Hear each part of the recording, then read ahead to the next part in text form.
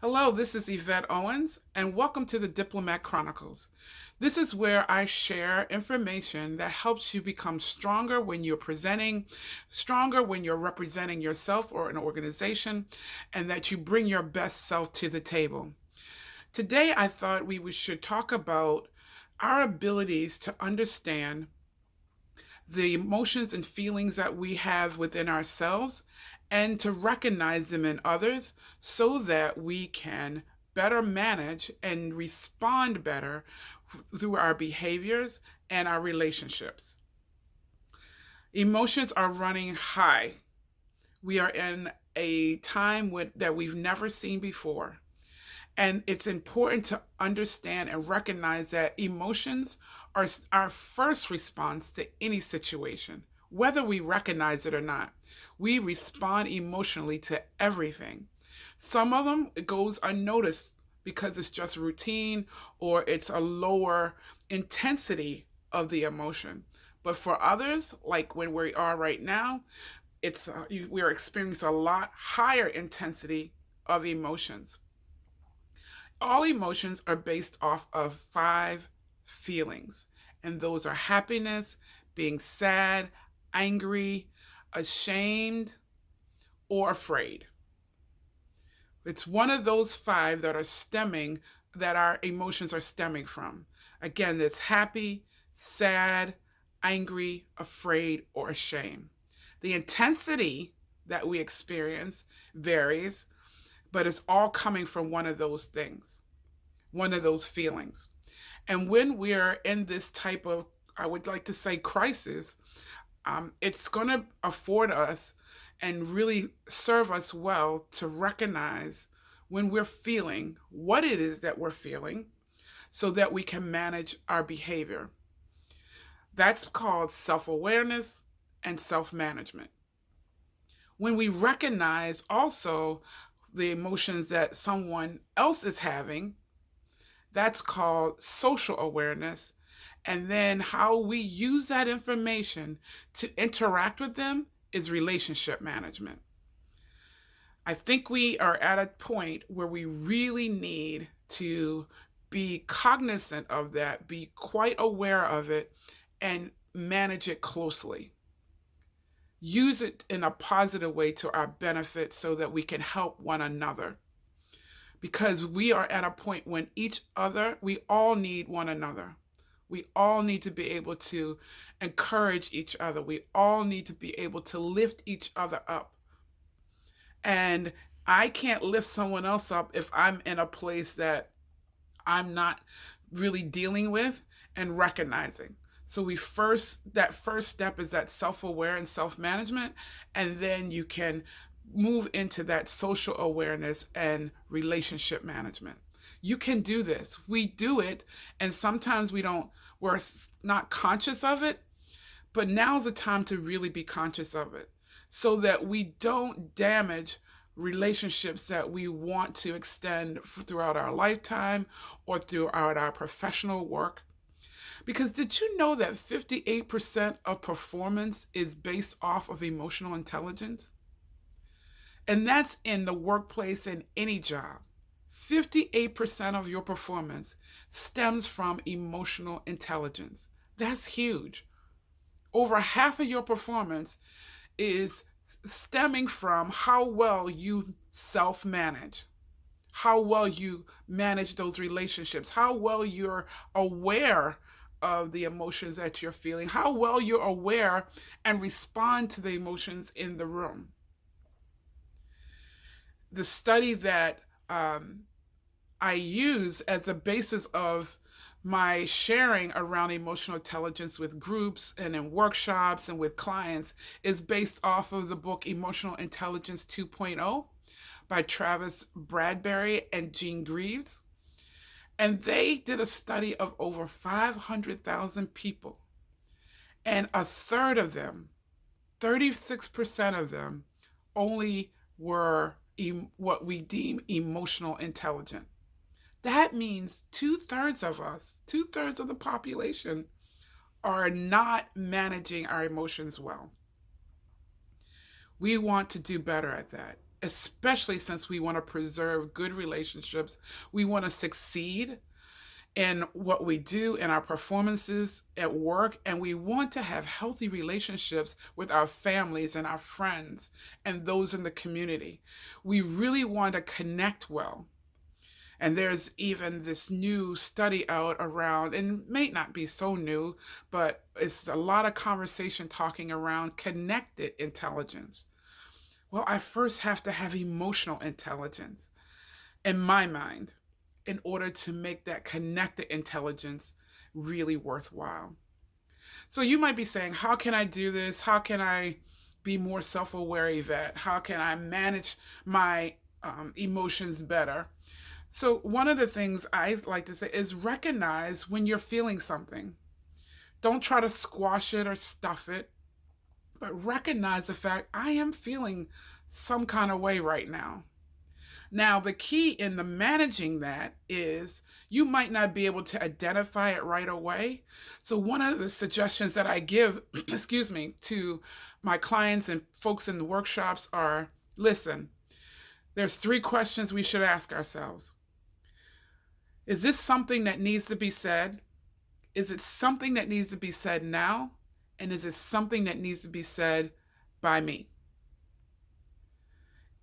We can manage and avoid emotional hijacking, and emotional hijacking is or triggers causing us to respond inappropriately by asking those 3 questions. Is this what I'm feeling, and what I'm feeling like I need to say, does it need to be said now? If no, hold it until you can assess really what's going on inside of you, or until you can assess what's going on inside someone else.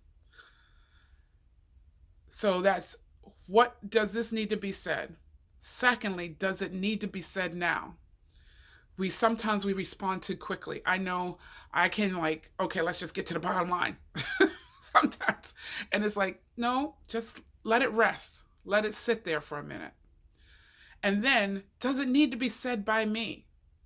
Sometimes some things don't need to be said by you. We need to sometimes allow people to come to a realization of where they are on their own. And what you're feeling to say may not be needed to be said. You may be able to say something that helps somebody get to the point of recognizing, I have to deal with an emotion that I'm feeling. When you're dealing with those emotions yourselves, lean into those emotions. Sometimes we feel something and it doesn't feel really good and we run away from it. Guess what? That's only going to creep up again, and sometimes in the most inappropriate times. Let that feeling, lean into it, understand it more. Ask yourself questions of where is that coming from? Why am I feeling that way?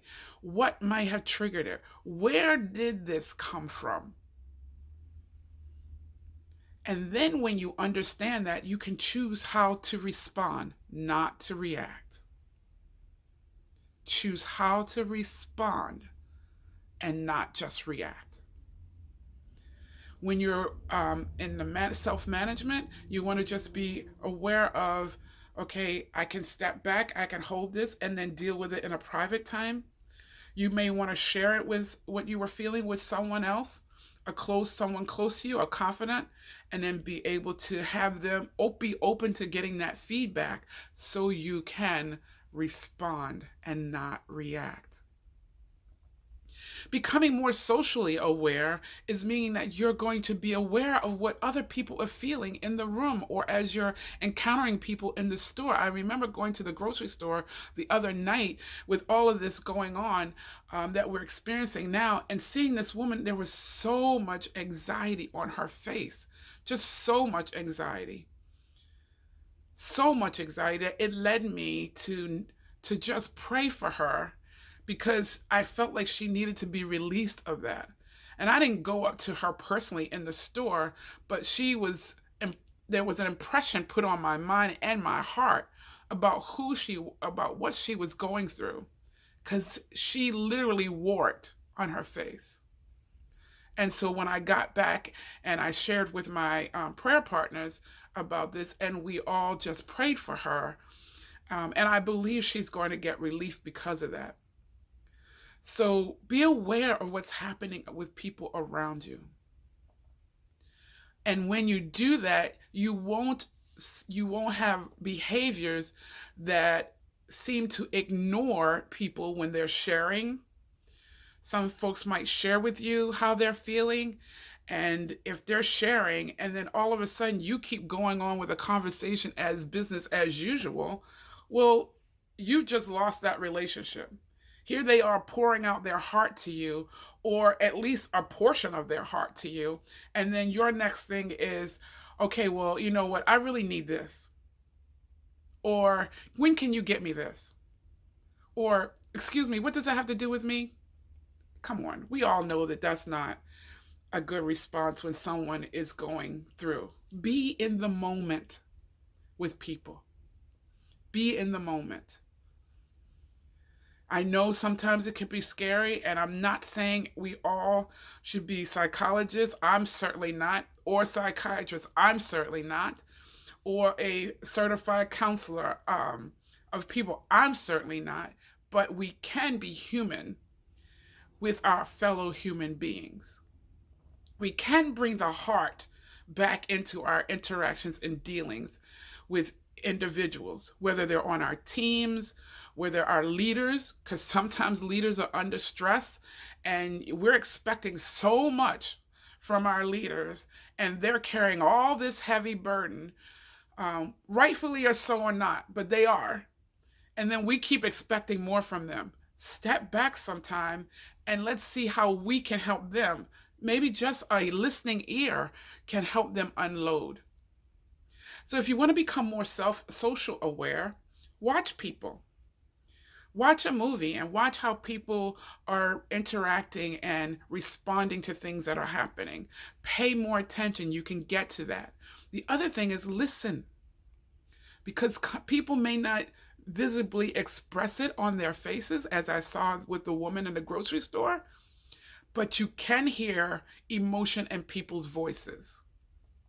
Listen to what you're hearing, and then you can respond. Because sometimes we miss it, and it's all of a sudden we're like taken off guard or blindsided by somebody's reaction because we weren't listening to the trouble, or we weren't listening to the excitement and we downplayed it, or we weren't listening to the trouble that somebody was having in their communication to us, even physical communication.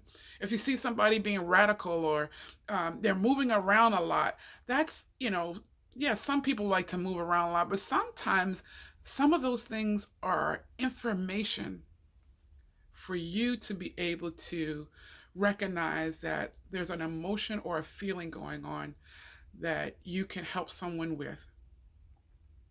Doing that helps you build better relationships, and those relationships happen when you're in the moment with someone. Not having all the answers, but you come in the moment. So I challenge you today and throughout this time, and even while we're in this place that we're in, become more emotional intelligent. Understand and recognize what you're feeling. Deal with what you're feeling. Sometimes you might have to journal it out. Sometimes just sit quiet and think about, why am I feeling this? Where is this coming from? Think about how you want to feel, right? Because we can choose the alternative feeling. If I'm feeling sad, I can choose to feel happy. I can purposefully choose, in some cases, to just be excited about something. Because remember, I mentioned there's an intensity there.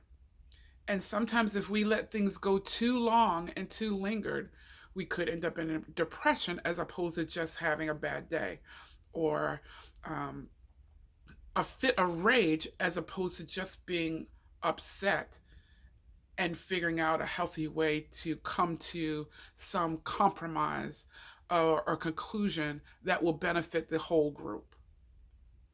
We could make a mistake and just become so ashamed that we become judgmental towards ourselves. And that then we're our own worst enemy because we never do anything right. No, everybody makes a mistake. And that ashamedness, okay, I messed up, let's move on. Because now, as long as you're breathing, you have another opportunity to do it again and to do it better. So, what are we going to do? We're going to become more emotionally intelligent, self aware, so I can self manage, socially aware, so I can build strong, healthy relationships, self aware, so I can self manage, socially aware, so I can build strong, healthy relationships.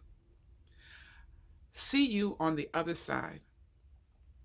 And if you want to continue to work with me or you want more information, reach out to me.